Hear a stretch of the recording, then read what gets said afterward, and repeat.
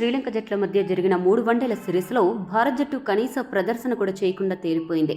లంక బ్యాటర్లు అద్భుతంగా బ్యాటింగ్ చేసిన పిచ్పై మన వాళ్లు స్పిన్ని ఎదుర్కోలేక దారుణంగా చతికిలపడ్డారు. దీంతో 2-0తో వన్డే సిరీస్ కోల్పోయి ఒట్టి చేతులతో ఇండియాకి తిరుగుముఖం పట్టింది.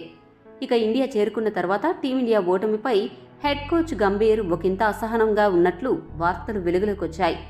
3వ వన్డే మ్యాచ్ ముగిశాక తన కోచింగ్ మొదట్లోనే ఇలా వన్డే సిరీస్ కోల్పోవడంతో గంభీర్ ఆటగాళ్లను మందలించాడు. ఇదే విషయమై డ్రెస్సింగ్ రూమ్లో ఆటగాళ్లతో గంభీర్ మాట్లాడుతూ ఓటమికి గల కారణాలను విశ్లేషిస్తూ వారి ఆట తీరుని మెరుగుపరుచుకోవాల్సిందిగా సూచించాడు. సున్నితంగా హెచ్చరించాడు. ఇక స్వదేశం చేరుకున్న గంభీర్ ఓటమిపై స్పందిస్తూ శ్రీలంక వన్డే సిరీస్లో ఇటువంటి ఫలితం రావడం నిజంగా బాధాకరం. అయితే ఒక్కోసారి ఇటువంటి అనుభవాలు కూడా మనకి గుణపాఠంగా నిలుస్తాయి. వాటి నుండి మనం ఏం నేర్చుకున్నామన్నదే చాలా ఇంపార్టెంట్. స్పిన్ బౌలింగ్ ఆడడంలో చాలా మంది ఆటగాళ్లు ఇబ్బంది పడ్డారు. అదే సమయంలో మన స్పిన్నర్లు శ్రీలంకను కట్టడి చేయడంలో ఫెయిల్ అయ్యారు. అందుకే స్పిన్ బౌలింగ్ ని ఆడడంపై మరికాస్త దృష్టి పెట్టి పరుగులు సాధించాల్సిన అవసరం ఉంది. అదే సమయంలో స్పిన్ బౌలింగ్ లో పదును పెంచాలి అని పేర్కొన్నాడు. టీమిండియా ప్రదర్శనపై అసహనంగా ఉన్న గంభీర్ జట్టులో ఆటగాళ్ల ప్రక్షాళనపై కూడా దృష్టి పెట్టనున్నట్లు సమాచారం.